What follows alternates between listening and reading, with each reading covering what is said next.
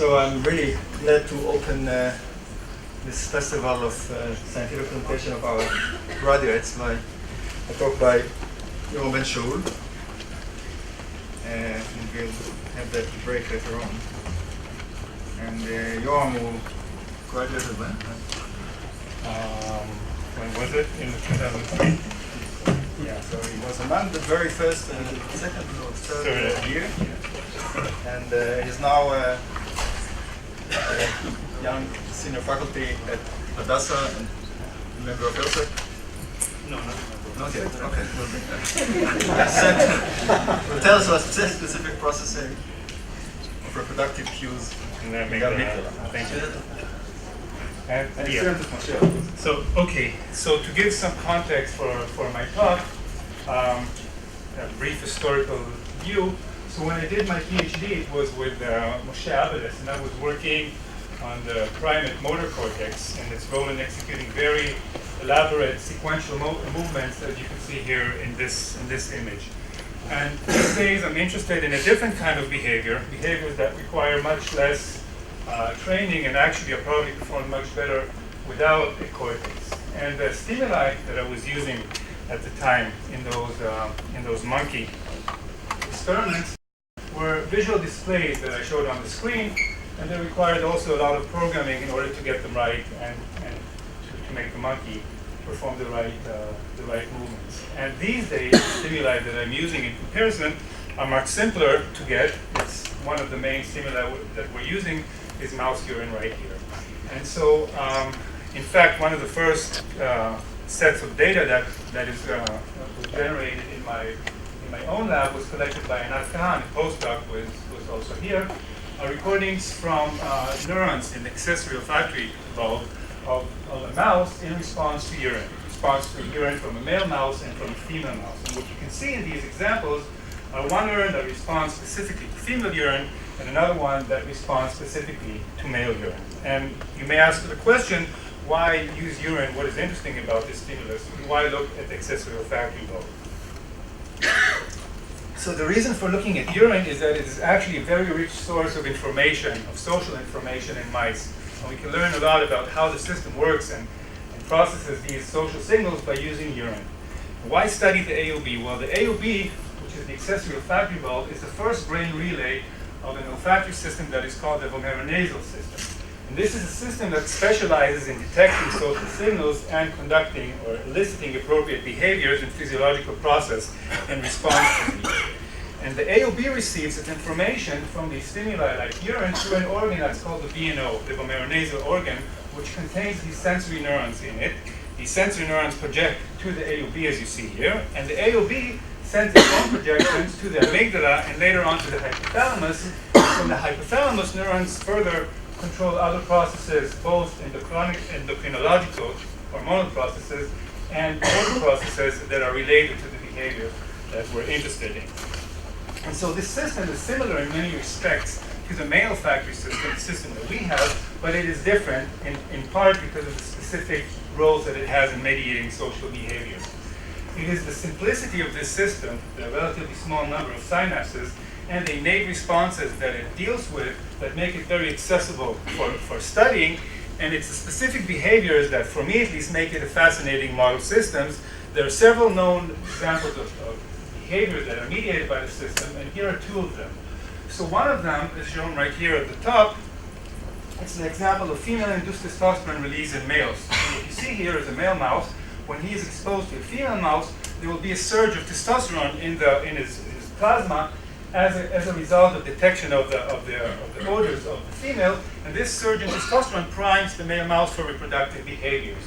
And on the other hand, if this mouse will be exposed to a male mouse, such a surge of testosterone will not occur, and it actually can inhibit the surge that is invoked by a female. And this type of behavior is actually displayed by many animals, including humans, in anticipation of sexual activity. Another example from female is the famous effect known as the pregnancy block effect or the Bruce effect, in which a pregnant female mouse, if exposed to a male mouse, which is not the father of her litter, will have her pregnancy blocked, will have her pregnancy terminated. And this will not occur if she is exposed to a female mouse. Okay, and again, actually, the female mouse odors can attenuate the effect that a male mouse has on blocking the pregnancy. Now, these examples are specific to males and females, each of these behaviors that I just showed you. And more generally, we can make the statement that I don't think we need to argue about, that males and females are different. And shown here, well, before I show you these examples, the basic definition of males and females refers to the reproductive strategies that each sex has, and these differences lead in turn to differences in our morphology and to differences in our behavior, and also the way that we appear to the other animals, to other members of our species. And here you see three examples in which the male and the female are very different, and you can see this just by looking at them externally. Of course, the behaviors are also different.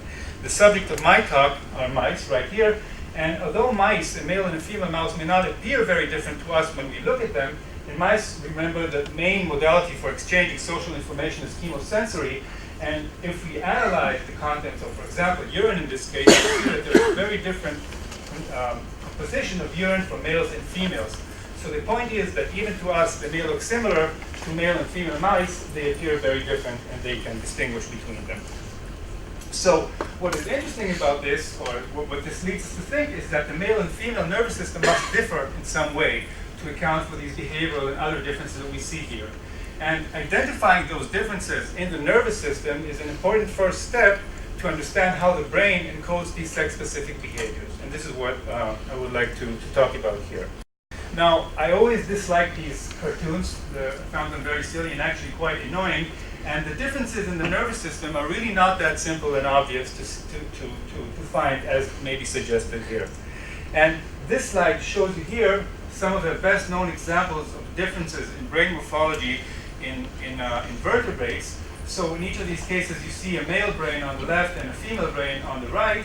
And the differences between them are that there is a slightly high one specific region is slightly bigger in the male, or it has a higher density of cells of a specific kind. And the one example that I would like to point your attention to is this one right here, which is the medial amygdala. And that is the subject of my talk. So, as you probably know, the amygdala actually refers to a collection of brain nuclei, brain regions, that have distinct connectivity with other regions and have also distinct functions and roles.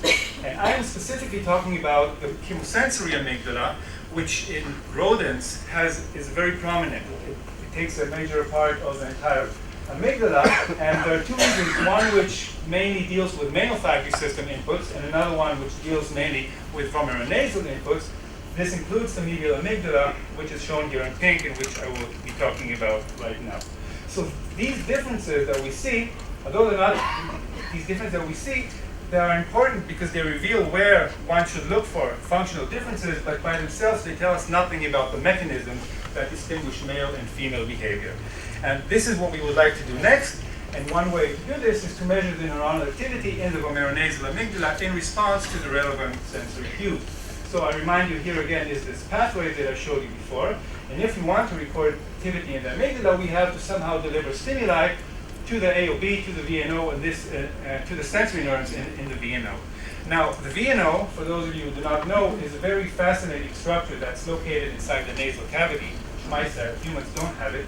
And this organ functions like a pump. It actively sucks liquid stimuli from the nasal cavity, and in this manner presents them to the sensory neurons within it.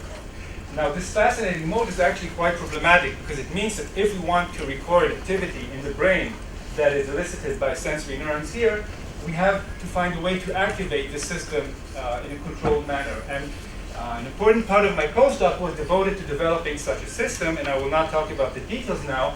I will just mention that the solution involves an electrical activation of the sympathetic nerve trunk that allows pumping by the VNO. And so what we do to record neuronal activity, we put some drop of whatever we're interested in, for example, urine, and then we activate the nerve trunk, and it works, and the VNO sucks up the liquid, and then we can measure responses in the brain. This is what I showed you in the early recordings in the previous slide, where recordings are not made in the AOB. But now I'm talking about recordings right here in the amygdala. So what do we see? The first question that we asked ourselves when we started out this project was whether we see any such responses in the vomeronasal amygdala, because this role of this, the definition of the glomerulonasal amygdala was largely based on anatomical studies. There were no real-time responses measured in this brain region yet.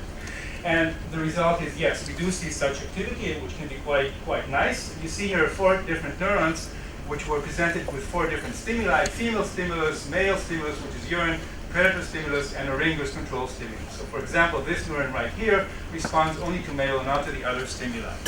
And we can summarize the activity that over the population that we reported, population of amygdala neurons, using this triangle plot. And in this plot, each dot represents one neuron. Its position represents the relative activity of each of the different stimuli that they elicited. So for example, the red one right here is position of this vertex right here because it responded to predator most strongly. And on the other extreme, you can see a neuron that was quite indifferent to the different stimuli, responded to all of them, and is located more in the center. So this is all nice, but it doesn't address the question that I want to talk about, which is, are there any differences in males and females? And in order to do this, we have to partition the responses based on which brain they were recorded in. And this is what I will show you now, where we have responses in males and in females, and they're shown right here in this plot. So blue are responses in the male brain, red are responses in the female brain, and I think you can easily see that these locations do not overlap, but rather responses in male mice tend to be much stronger to female stimuli, and the opposite is true for females. Or we can show a slightly more simple form by defining a sex specificity index, which ranges between -1 and 1, and tells us whether the response was only to male or only to female, and to what extent. And if we look at all these neurons and we plot the distribution of this index, you can see that the 2 distributions are completely different for male and female. So again, just to make the same point again, and this is the main finding, of this talk, is that each sex in the medial amygdala has neurons that are very sensitive to neurons of the opposite sex. And this strongly implicates the structure in some sex-specific and in a reproductive behavior. So this basic finding raises a lot of other questions about One of these questions is whether this is a sensory effect or not. And an example for this to be a sensory effect would be this one from the silkworm moth. So in the silkworm moth, the male is much more sensitive to the pheromones of the female, and this has to do with the elaborate antennae that they have in which they can detect these pheromones. So perhaps the male and female differences in the amygdala are a consequence of what happens at the VNO or maybe at the AOB. And in order to check this, we repeated the same type of experiments, or we did the same analysis in the accessory olfactory bulb. I remind you, this is the previous brain stage. And these are, again, the results that I just showed you in the amygdala. And for comparison, in the AOB, we see a very different picture. And you should pay attention to these distributions, which are clearly not different from each other. So males and females at the level of the AOB have very similar responses, and in both sexes, they are pretty much centered around 0 rather than the edges as shown here in the amygdala. So somewhere between the AOB and the amygdala, there is a change in the way that each sex processes this information. Now, if this is a sexual If these responses are really related to reproductive behaviors, we would not expect to see them in juvenile animals. And the reason is that juveniles, although there are sex-specific differences in young animals or young humans, the full extent of adult behaviors are not yet expressed in young animals before they reach puberty. And what we did in order to address this question, we recorded from mice as young as we could record from, and this is about 18 to 21 days, which means very small mice, which are relatively hard to record from, and which are before puberty. And in this experiment, as you can see again, there is no segregation of the responses to male and female, and the distributions pretty much overlap. It's a similar situation to what we see in accessory olfactory bulb. So this again confirms or strengthens the idea that these are responses that are related to some sexual behavior, reproductive behavior. And this raises the complicated question of how these changes come about, how they develop, because they're not yet there in the juvenile animal. And in order to think about this, it is very useful to think about the dominant theory of how sex-specific behaviors and brain region differences are developed. And this is a hormone-driven two-stage process, which is called the organizational activational theory of sexual dimorphic behaviors. And according to this hypothesis, there are two stages. One of them occurs prenatally and postnatally, right around the time of birth, in which testosterone that is excreted by males shapes and organizes the circuitry to be different in the males and females, but only later, when the animals reach adulthood, a second surge of hormones can actually act on these circuits and activate those changes that were organized previously. So only when these two events occur as they should occur, then you have the differences between male and female behaviors. Now, our recordings, those that I just showed you in the previous slide, were done before puberty. So clearly, we do need some activational aspect for the behaviors to be expressed, for the responses to be expressed as we saw them. But what about the organizational stage? Is there an importance of hormones in organizing this difference that we measured in the adults? And one way to do this is to manipulate the hormonal levels in very young animals. And one way that we did this was by injecting estradiol into female mouse at a very early stage. And I should point out that although males are known for secreting testosterone, actually testosterone mainly acts as a pro-hormone, and it is converted to estradiol by an enzyme called aromatase. So it's estradiol that is the important molecule for this process. So one thing was to inject estradiol in young female mice. The other manipulation was to abolish the levels, or to reduce the level of estradiol in males by using a mouse line which does not have the aromatase gene. And in this way, they just don't have high enough estradiol levels. So what do we see in these mice? Well, what we see in these mice that in both of these cases, when you either make females more male-like or you make males more female-like, we destroy the sex-specific pattern in the adult. And what you can see here are in the empty bars are the normal adult patterns that I showed you before. And when we do these manipulations, the distribution tend to go much more to be centered around 0 or to be uniform, and they lose the sex-specific features that I showed you before. So let me summarize what I showed you so far. I tried to show you that the VNS is a really good system to study how social signals are transformed to behavioral outputs. I showed you a clear functional dimorphism that is apparent in the medial amygdala, and this implicates this region in reproductive behaviors. And we still don't know what the source of the dimorphism is, but it's probably, or it could be, either the connectivity between the AOB and the amygdala. It could be some local circuitry within the amygdala itself, or some other inputs that arrive to the amygdala from other brain regions, not the AOB, which make this difference between males and females. And another thing that I showed you is that expression of this dimorphism occurs in adulthood and involves both organizational and activational effects. Now, this is just one aspect in which the amygdala is different from the accessory refractory part. And when we first set out to do this project, we were interested in several such ideas. And one other idea was about the specificity of responses. So I will just show you this one additional data slide. So here again are the responses from the amygdala, and in comparison are again the responses from the AOB, which you just saw. And what you see here, and I did not point that out so much before, is that the responses in the AOB are much more centered towards the center of the triangle. And this means that the responses are much less specific, and often they're very ambiguous in terms of what kind of response should be elicited when they're active. So we can also compare this in a more quantitative way by looking at the distance of these dots from the center of the triangle, and this is shown right here. And you see that the amygdala, the responses are shifted, the histogram is shifted to the right, meaning showing us that the responses are more specific. So one way to look at this, or to say this at the level of the population, is that at the amygdala we have a decorrelation of the different stimulus response, of the different representations of the stimuli as they appear in the AOB. So that could be another thing that distinguishes the medial amygdala from the earlier stage of the accessory refractory bone. So at this stage, I would like to thank the people that made this possible, this work, and first is Larry Katz, whose lab, the late Larry Katz, whose lab I joined, and this is where I started my interest in this system. And this is where the preparation for evoking activity in the VNS was developed. After Larry's death, I joined the lab of Catherine Dulac, where I learned many things, and among them I started the amygdala recordings with a very talented postdoc, Joe Bergen, and all the data that I showed you from the amygdala is completely a joint project between him and myself. And although I'm not a member of ELSC, ELSC did play a very important role in my absorption here, so I want also to thank ELSC very much, and I want to thank you for listening to me. And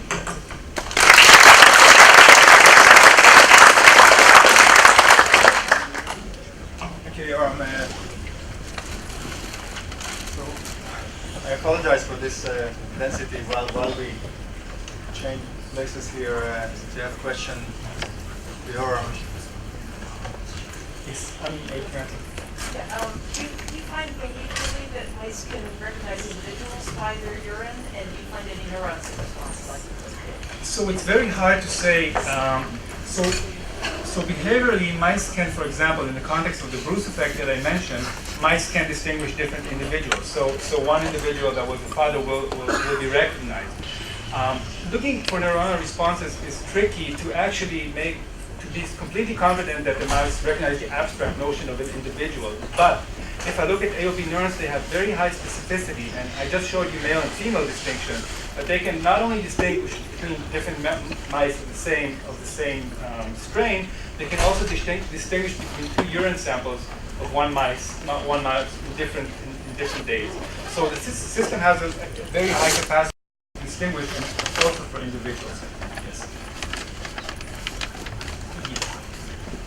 Does any experience alter the wiring to male or female mice? So, for example, if there's been an aggressive display, or the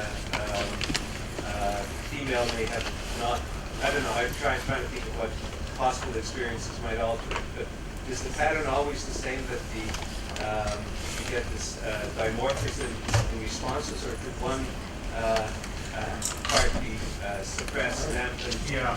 So this is a great question, and you're asking, I think, also about the experiential effects that may shape this dimorphism. Right.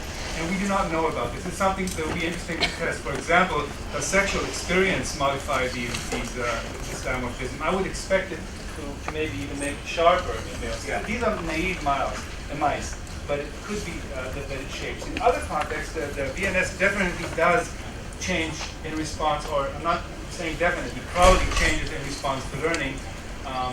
There's one example, again, from the Bruce effect, which I can tell you later, but it requires. For pregnancy, maternal behavior, is it any? So there are many. One of the basic questions we want to ask is whether a female mouse in different stages of her estrus processes signals differently, because she will show receptive behavior in one stage, and then 2 days later she will try to attack the male, trying to approach her. So we do not know, but these are very interesting questions about the system.